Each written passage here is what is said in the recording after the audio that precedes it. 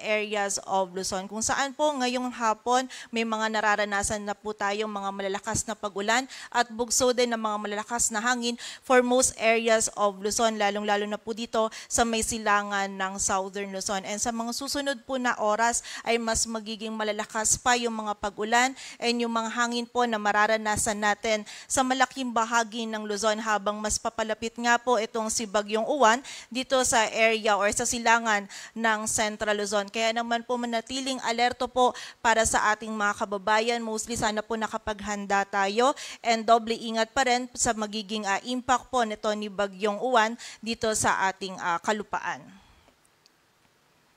At may kita din po natin dito sa ating radar image as of 4 p.m. today. Ito po yung sentro or yung mata ni Bagyong Uwan kung saan medyo malaki po ito. And may kita din natin, ito yung eye wall niya kung saan yung eye wall niya sa kasalukuyan po ay nada-direct hit na or naapektuhan na po itong area ng Calaguas Islands. Kung saan dyan po sa Calaguas Islands and yung malaking area pa ng Camarines Norte, dyan po nararanasan ngayon yung mga mapaminsalang hangin and yung mga matitindi din pong mga pag-ulan na dala ni Bagyong Uwan. And nakita nga po natin ay ngayong gabi din po ay lalapit ito dito sa area ng Polillo Islands and then mamayang gabi din or bukas ng early morning ay tatama naman po ito dito sa may central portion ng Aurora. So again, kahit po yung sentro nito ay nasa karagatan pa, malaki po yung sakop nito ni Bagyong Uwan. May kita natin dito sa ating radar image kung saan yung rain bands po nito patuloy pa rin nakaapekto sa buong bahagi ng Luzon at Visayas.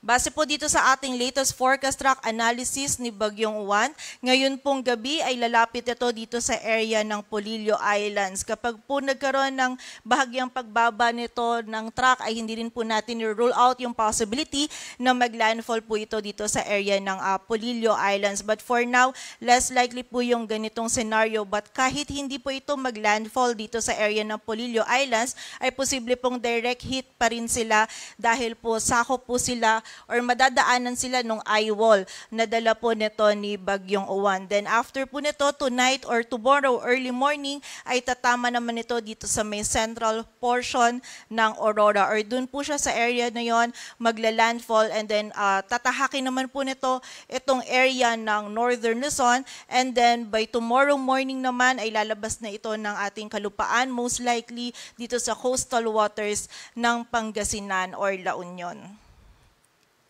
And may kita po natin dito po dadaan yung center track ni Bagyong Uwan. Ito po ay ang entry point niya is dito sa may central portion ng Aurora. And then dadaan po yung center track niya either dito sa may southern portion ng Nueva Vizcaya or sa northern portion ng Nueva Ecija. Then mahahagip niya din po yung southern portion ng Quirino. Yung area po ng Benguet, maging dito din sa may area or yung northern part ng Pangasinan.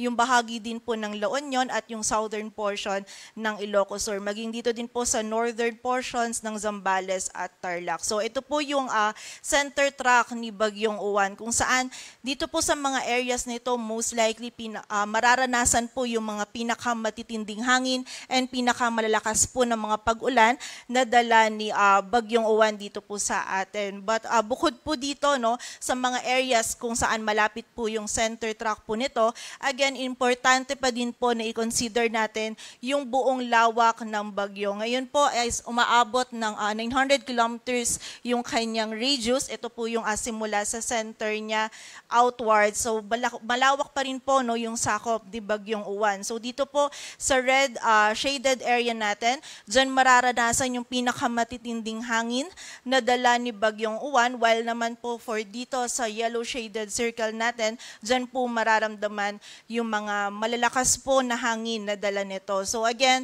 magsisimula po ngayong gabi yung mas critical hours pa or yung mas crucial hours pa for the whole area of Luzon dahil nga po ngayong gabi or buong magdamag po natin mararanasan yung matitinding hangin and also yung mga matitindi din pong mga pag-ulan and risk din ng storm surge na dala nito sa malaking bahagi pa din po ng Luzon and hagip pa din yung ilang areas ng Visayas. Kaya muli po, para sa ating mga kababayan, sana nakapaghanda po tayo and manatili po tayong alerto. And sa kasalukuyan po yung wind signal number 5 natin ay nakataas sa southern portion ng Quirino, southeastern portion ng Nueva Vizcaya, northeastern portion ng Nueva Ecija, central portion ng Aurora, Polillo Islands, northern portion ng Camarines Norte including Calaguas Island. Samantala, wind signal number 4 naman sa southern portion ng Isabela, rest of Quirino, rest of Nueva Vizcaya, southern portion ng Ifugao, Mountain Province or southern portion ng Mountain Province, southern portion ng Ifugao, sa area din po ng Benguet, southern portion ng Ilocos Sur, sa bahagi din po ng La Union, Pangasinan, rest of Aurora, rest of Nueva Ecija, northernmost portion ng Zambales, northeastern portion ng Tarlac, easternmost portion ng Pampanga, eastern portion ng Bulacan, maging sa northern portion ng Rizal, sa northern and eastern portions ng Quezon, rest of Camarines Norte, northern portion of Camarines Sur, and northern portion ng Catanduanes. Samantala, wind signal number 3 naman sa southern portion ng mainland Cagayan, rest of Isabela, northwestern, central, and southern portions of Apayao, Abra, Kalinga, rest of Mountain Province, rest of Ifugao, Ilocos Norte, sa rest of Ilocos Sur, rest of Zambales, Bataan, rest of Tarlac, Pampanga, and Bulacan. Dito sa Metro Manila, maging sa Cavite, Batangas, rest of Rizal, Laguna, rest of Quezon, Marinduque, rest of Camarines Sur and Catanduanes, Albay, Sorsogon, Ticao, and Burias Islands, maging sa northwestern portion ng Northern Samar. Samantala, wind signal number 2 naman po sa Babuyan Islands, rest of mainland Cagayan, rest of Apayao, Occidental Mindoro, Oriental Mindoro, Romblon, rest of Masbate, and Northern Samar, sa northern portion ng Samar, maging sa northern portion ng Eastern Samar. And wind signal number 1 naman po sa Batanes, northern portion ng Palawan, kasama na po dyan yung Calamian, Cuyo at Cagayancillo Islands. Dito po sa may rest of Samar, rest of Eastern Samar, sa Biliran, Leyte, Southern Leyte, Cebu, Bohol, Siquijor, maging sa Negros Oriental, Negros Occidental, Guimaras, Iloilo, Capiz, Aklan at Antique. So mapapansin pa rin po natin, malawak pa rin yung areas natin na merong wind signal dahil malawak pa rin nga po yung sakop nito ni Bagyong Uwan. And may kita din po natin dito po malapit sa center track nito yung mga signal po natin na wind signal number 3, 4, and 5 kung saan dyan po yung mga areas na makakaranas ng mga malalakas hanggang sa pinakamatitinding hangin, and also yung mga matitindi din pong mga pag-ulan na dala ni Bagyong Uwan. Kaya po muli, pag-iingat po para sa ating mga kababayan habang nananalasa po itong si Bagyong Uwan, mas safe po na manatili lamang po tayo sa loob ng ating tahanan or ng mga evacuation centers para po sa ating kaligtasan. And bukod po dito sa mga malalakas na hangin, expect po natin meron din pong mga bugso ng mga hangin dito din po sa area ng Palawan, sa nalalabing bahagi po ng Visayas at Mindanao na wala po tayong wind signals. Para naman po sa mga malalakas na pagulan, ngayon hanggang bukas ng hapon, patuloy pa rin po yung mga malalakas na mga pagulan po na ating mararanasan. Mostly, mamaya pong gabi hanggang hanggang bukas ng madaling araw, doon po natin pinakamararamdaman yung mga pag-ulan for most areas of Luzon. More than 200 millimeters of rainfall po yung ating posibleng maranasan dito sa may Kalinga, Mountain Province, Ifugao, La Union, Benguet, dito sa bahagi din ng Isabela, Quirino, Nueva Vizcaya, Aurora, Nueva Ecija, sa area din ng Bulacan, Rizal, Bulacan, Laguna, Quezon, Camarines Norte, Camarines Sur, Albay, Catanduanes at dito din po sa area ng Zambales. Samantala, 100 to 200 naman for the rest of Cagayan Valley, Ilocos Region, rest of Central Luzon and Calabarzon, maging dito din po sa Occidental Mindoro, Masbate at sa area din po ng Sorsogon. Samantala, 50 to 100 naman for Oriental Mindoro, Romblon, Aklan, Capiz, Samar Provinces, Biliran at Leyte, kung saan magiging mataas po yung banta ng mga pagbaha at pagguho ng lupa or malawakan po yung mga pagbaha na ina-expect po natin dulot nga nitong mataas po na volume ng mga pag-ulan na dala ni Bagyong Uwan.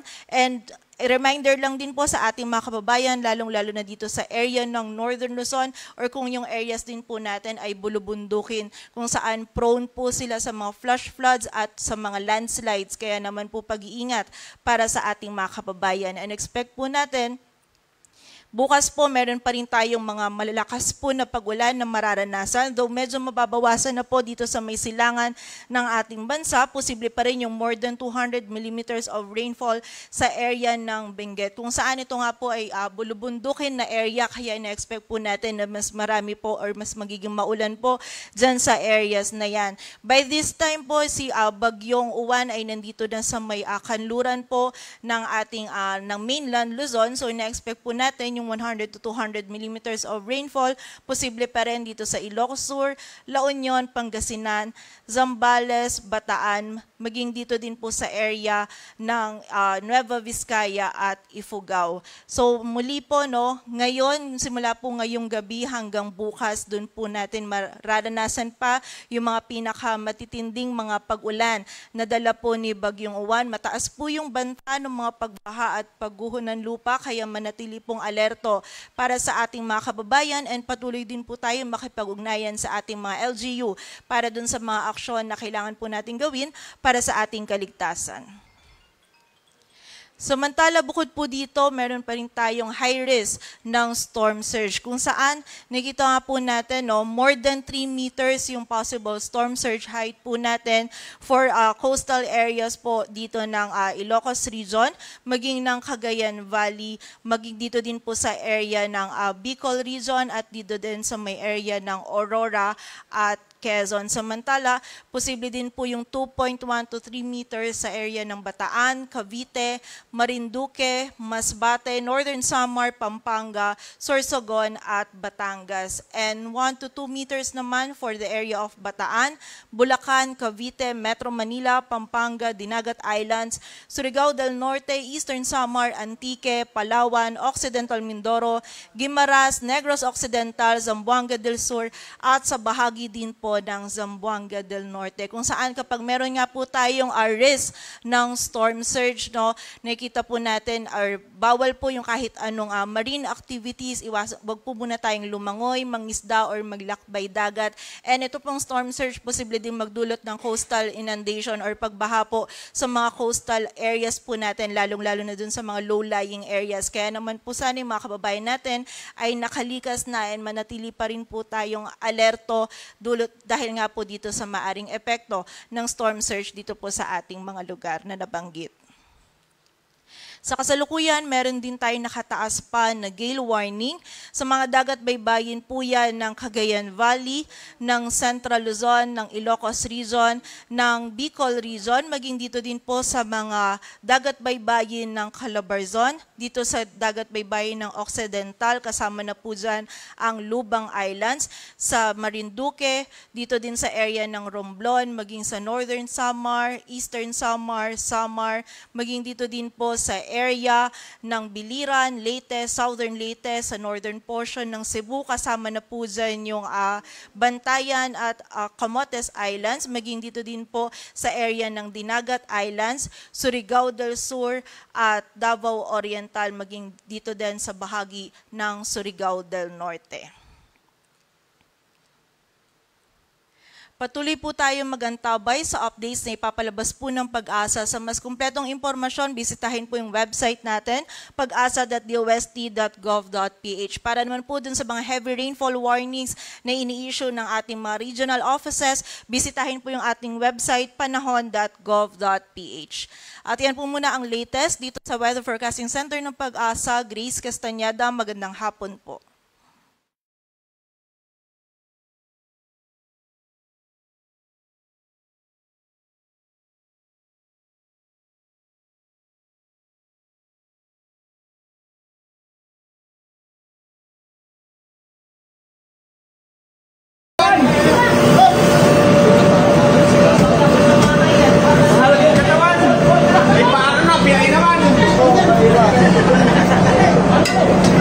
Ano kasi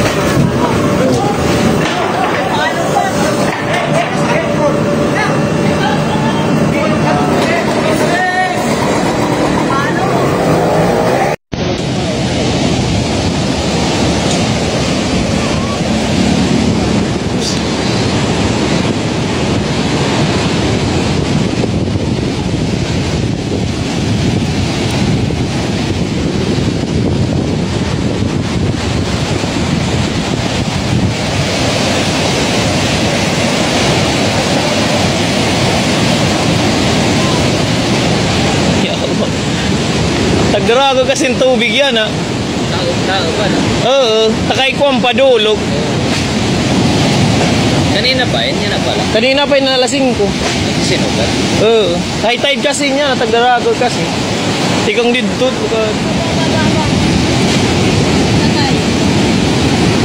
Pati malak ang bangin pa hindi na magpino.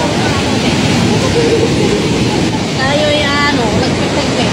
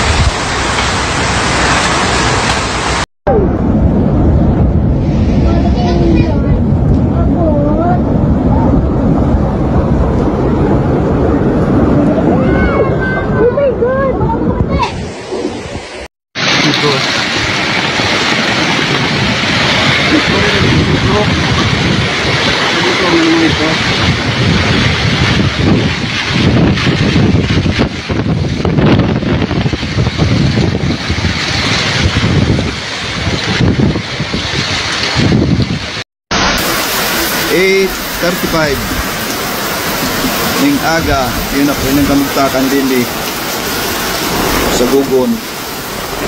Ano, grabe yung kasuyog ng naman sa lugar nito.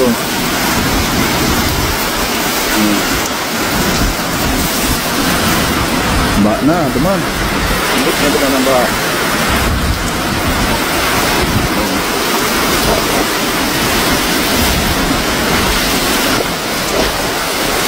Sa tindahan ko, ba na. Inabot ng flooring.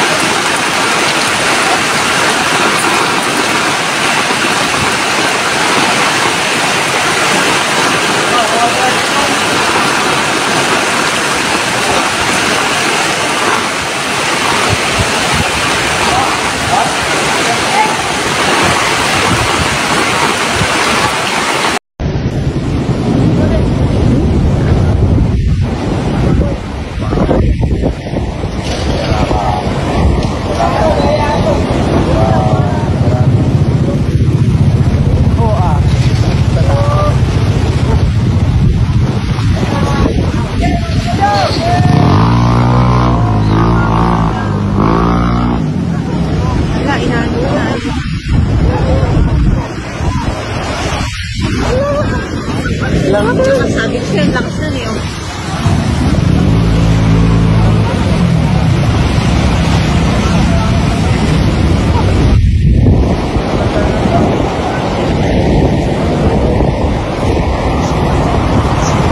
Ayan, malaki po yan.